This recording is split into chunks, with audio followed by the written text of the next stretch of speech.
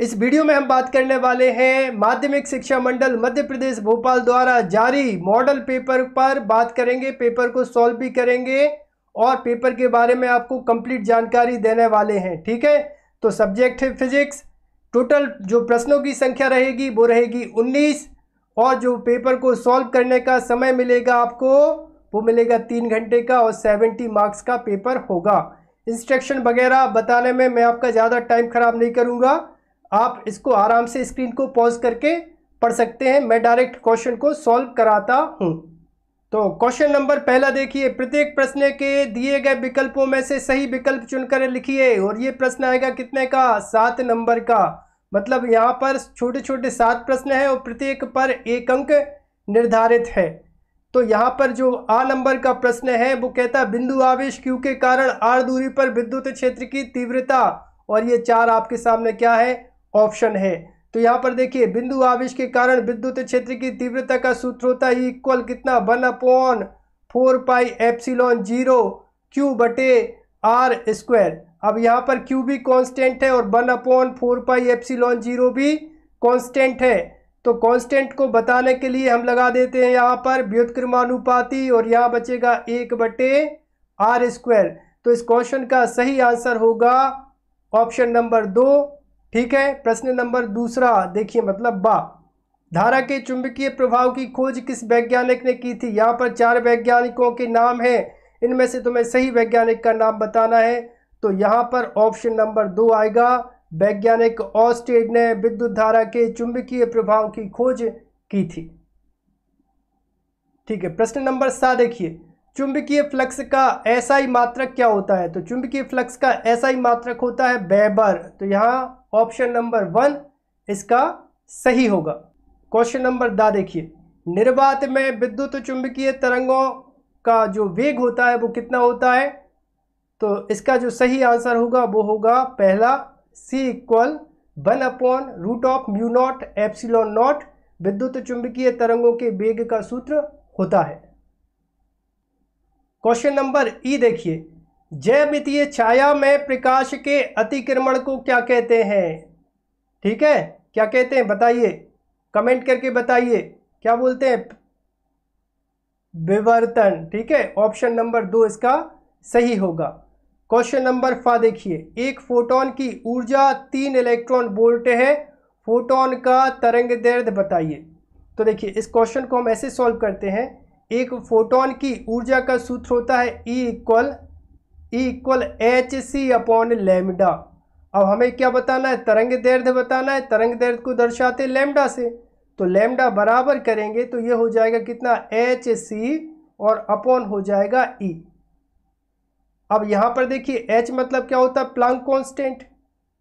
सो lambda बराबर Planck constant की value क्या होती है? 6.6 इंटू 10⁻34।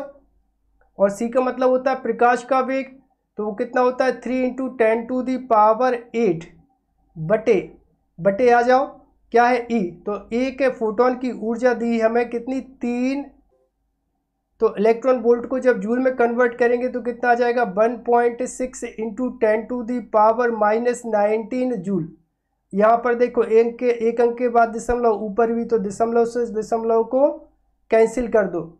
सो लैम्डा इक्वल यहाँ पर 3 से 3 को कैंसिल कर दो, तो यहाँ बचेगा कितना? 66। लैम्डा बराबर 66 बटे 16, पावर काउंट कर लो, यहाँ पे है 10⁻34 और 19 और 8 कितने हो जाएंगे? 27। सो गुणा 10 के ऊपर कितने की घात? 27 की घात। तब इसके आगे यहाँ देखिए लिखते हैं, तब ये आ जाएगा लैम्डा बराबर 412.5 और यहाँ पे आएगी पावर कितना? 10⁻⁻9।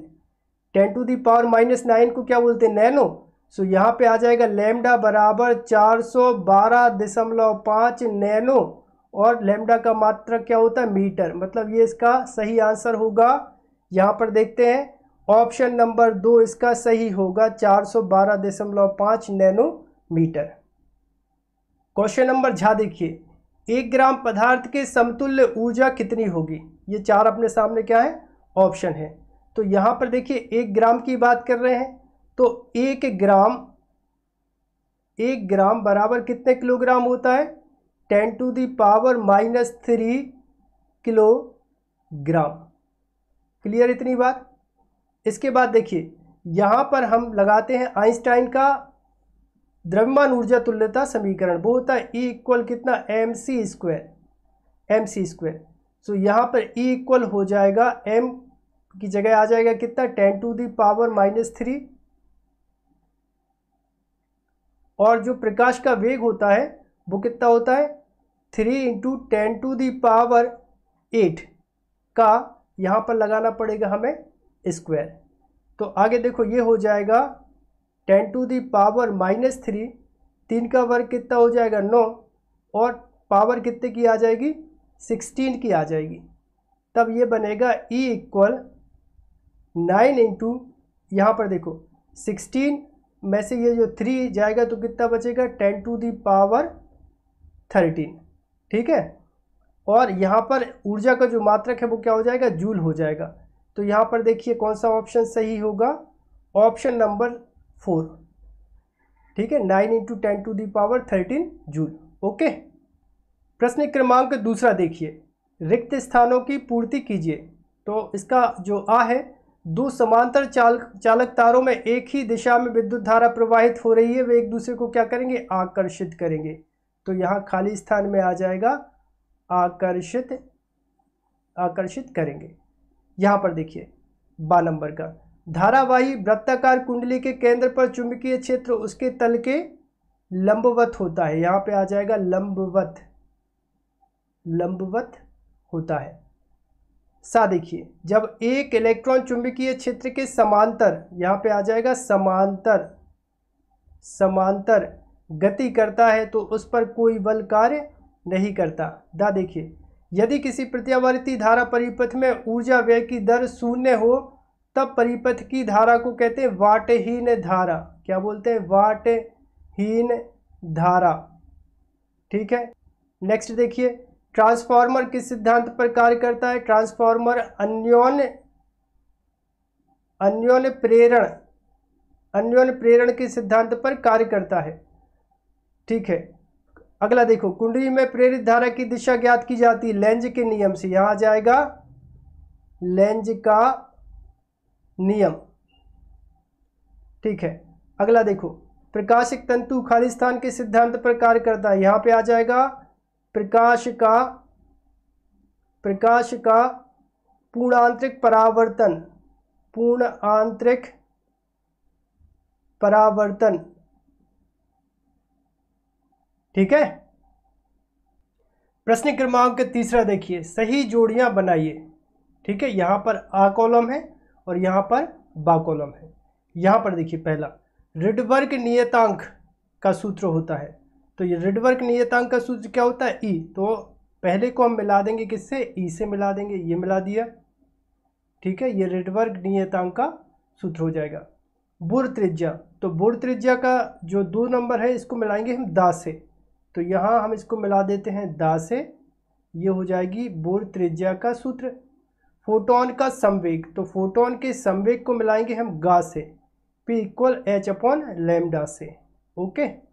आइंस्टाइन का प्रकाश विद्युत समीकरण, तो इसको हम मिलाएंगे चौथे को बा से मिलाएंगे। ये रहा आइंस्टाइन का प्रकाश विद्युत समीकरण। प्रतिरोध ताप गुणांक का सूत्र है फा नंबर का। ठीक है, तो 5वें को मिलाएंगे फा से। सेल के आंतरिक प्रतिरोध का सूत्र होता है, ये देखिए, सेल के आंतरिक प्रतिरोध का सूत्र है सा नंबर का। ठीक है, तो 6वें को मिलाएंगे सा से। धारा घनत्व, तो इसको मिलाएंगे हम आ से। ये रहा आ, धारा घनत्व का सूत्र। ठीक है। प्रश्न क्रमांक चौथा देखिए, एक शब्द या एक वाक्य में उत्तर लिखिए। क्वेश्चन नंबर पहला, ताप वृद्धि के साथ अर्धचालक की चालकता में किस प्रकार परिवर्तन होता है?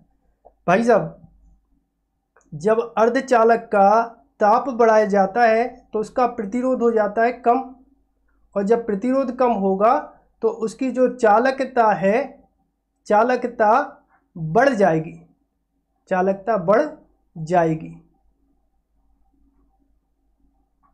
ओके। अब देखो, दूसरा क्वेश्चन, पीएन संधि डायोड में अवक्षय परत की मोटाई किस कोटि की होती है? तो इस क्वेश्चन का आंसर होगा 10⁻⁻⁻⁶। किस अभिनति में पीएन संधि डायोड का प्रतिरोध बहुत अधिक होता है? तो इस क्वेश्चन का सही आंसर आएगा पश्च अभिनति। पश्च अभिनति, पश्च अभिनति में जो पीएन संधि डायोड है उसका प्रतिरोध जो रहता है वो बहुत अधिक होता है।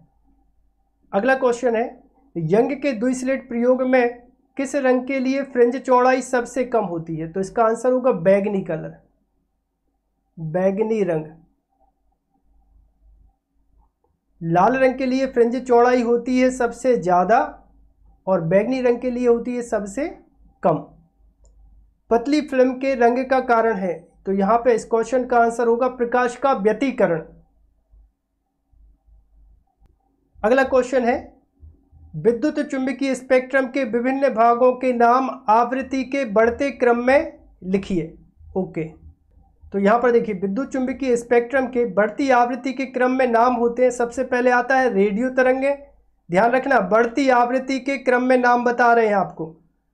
सबसे पहले आएगा रेडियो तरंगे, फिर आएगा सूक्ष्म तरंगे, फिर आएगा अवरक्त तरंगे, दृश्य प्रकाश, परावैगनी किरणें, ठीक है, यहाँ पर इसके बाद आएगा एक्स किरणें, फिर आएगा गामा किरणें। प्रश्न क्रमांक 6वां देखिए, यहां से प्रश्न पूछे जाएंगे कितने नंबर के? 2 नंबर के। प्रश्न है अनुगमन वेग की परिभाषा लिखिए, विद्युत धारा और अनुगमन वेग में संबंध बताइए। और जो इसका अथवा का प्रश्न रहेगा, विशिष्ट प्रतिरोध या प्रतिरोधकता की परिभाषा लिखते हुए इनका एसआई मात्रक और विमीय सूत्र भी लिखना है। क्वेश्चन नंबर 7वां देखिए, चल कुंडली धारा मापी कि कुंडली के मध्य नर्म लोहे का क्रोड क्यों रखा जाता है, ये बताना है आपको। और इसके जो अथवा का प्रश्न है, धारा मापी के चुंबक के जो ध्रुव हैं उसको अवतलाकार क्यों रखा जाता है। प्रश्न क्रमांक 8वां देखिए, एक 100 ओम का प्रतिरोधक 220 वोल्ट 50 हर्ट्ज की आपूर्ति से संयोजित है। परिपथ में धारा का आरएमएस निकालना है और एक पूरे चक्र में कितनी नेट शक्ति व्यय होगी ये हमें ज्ञात करना है। इसका अथवा देखिए, अथवा में पूछा जाएगा एसी आपूर्ति का शिखर मान 300 वोल्ट है, आरएमएस वोल्टता कितनी होगी ये आपको बताना है, ठीक है। और इसका जो बी है, एसी परिपथ में धारा का आरएमएस का मान है 10 एम्पियर, शिखर धारा कितनी होगी। क्वेश्चन नंबर 9वां देखिए, पूर्णांतरिक परावर्तन की आवश्यक शर्तें लिखिए, ठीक है, 2 नंबर में पूछा जाएगा।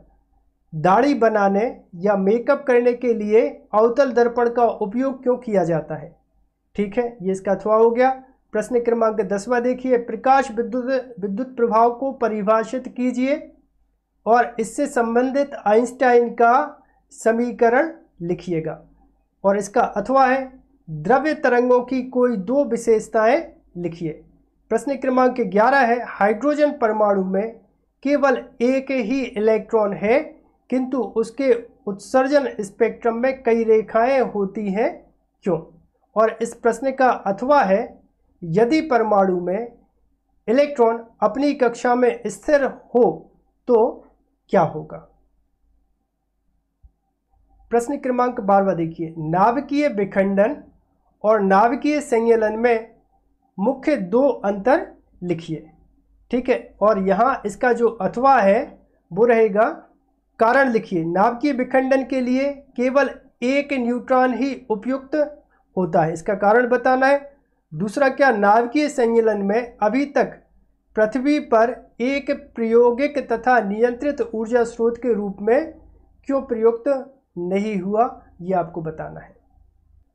क्वेश्चन नंबर 13 है, समांतर प्लेट संधारित्र की धारिता के लिए व्यंजक प्राप्त कीजिए, ठीक है। और इसका अथवा रहेगा, गॉस की प्रमेय लिखिए एवं सिद्ध कीजिए। इस क्वेश्चन का तो तुम्हें बेसब्री से इंतजार होगा, ठीक है, आ गया, इस तरह का क्वेश्चन आ सकता है, ठीक है। नेक्स्ट है, किसी विद्युत परिपथ के लिए किरचॉफ के नियम लिखिए, ओके। और इसका जो अथवा रहेगा, किरचॉफ के नियमों के आधार पर व्हीटस्टोन सेतु के सिद्धांत की स्थापना कीजिएगा। और इसका जो अगला क्वेश्चन है 15वां है, 10 वोल्ट विद्युत वाहक बल वाली बैटरी जिसका आंतरिक प्रतिरोध 3 ओम है किसी प्रतिरोध से संयोजित है। यदि परिपथ में धारा का मान 0.5 एम्पियर हो तो प्रतिरोधक का प्रतिरोध क्या होगा। जब परिपथ बंद है तो सेल की टर्मिनल वोल्टता ज्ञात कीजिए। इस क्वेश्चन का अथवा है, कमरे के ताप पर 27 डिग्री सेल्सियस पर किसी तापन अवयव का प्रतिरोध 100 ओम है। यदि तापन का अवयव प्रतिरोध 117 ओम हो तो अवयव का ताप क्या होगा। प्रतिरोधक पदार्थ का ताप गुणांक इतना अपन को दिया है। ओके, क्वेश्चन नंबर 16 देखिए। दो लेंस जिनकी फोकस दूरियां f1 और f2 है संपर्क में रखे गए हैं। यदि इस प्रकार निर्मित संयुक्त लेंस की फोकस दूरी f हो तो सिद्ध कीजिए 1/f equal 1/f1 plus 1/f2। Question number 17 है, पीएन संधि डायोड क्या है। पीएन संधि डायोड का कार्यविधि अग्र अभिनति और पश्च अभिनति में विद्युत आरेख खींचकर समझाना है। क्वेश्चन नंबर 18 देखिए। ट्रांसफॉर्मर का वर्णन निम्न बिंदुओं के आधार पर कीजिए। नंबर 1 सिद्धांत, नंबर 2 ट्रांसफॉर्मर के प्रकार, तीसरा परिणमन अनुपात का सूत्र और नामांकित रेखा चित्र बनाना है। और इसका अथवा जो रहेगा, प्रत्यावर्ती धारा जनित्र का वर्णन निम्न शीर्षकों के अंतर्गत कीजिए। सिद्धांत, नामांकित रेखा चित्र, मुख्य भागों के नाम और कार्य विधि। 19वां क्वेश्चन है, संयुक्त सूक्ष्मदर्शी का वर्णन निम्न शीर्षकों के अंतर्गत कीजिए। नंबर 1 प्रतिबिंब बनने की व्यवस्था का किरण आरेख, नंबर 2 आवर्धन क्षमता के सूत्र की स्थापना जबकि अंतिम प्रतिबिंब नंबर 1 स्पष्ट दृष्टि की न्यूनतम दूरी पर बने और दूसरा क्या अनंत पर बने। और इसका जो अथवा रहेगा वो रहेगा, खगोलीय दूरदर्शी के का वर्णन निम्न शीर्षकों के अंतर्गत कीजिए। नंबर 1 प्रतिबिंब बनने की व्यवस्था का किरण आरेख, और जो दूसरा रहेगा आवर्धन क्षमता के सूत्र की स्थापना जबकि अंतिम प्रतिबिंब ए स्पष्ट दृष्टि की न्यूनतम दूरी पर बने और बी अनंत पर बने। ठीक है, तो ये था एमपी बोर्ड द्वारा जारी मॉडल पेपर जिसको मैंने कंप्लीट आपको बताया है। ठीक है, तो इन क्वेश्चन को आप ज़्यादा अच्छे से तैयार करिएगा, इनसे भी क्वेश्चन आपको परीक्षा में आ सकते हैं। तो आई होप आप सभी को वीडियो पसंद आया होगा। यदि आप सभी को वीडियो पसंद आया तो चैनल को सब्सक्राइब करें, वीडियो को लाइक करें और वीडियो को अपने दोस्तों के साथ शेयर करें।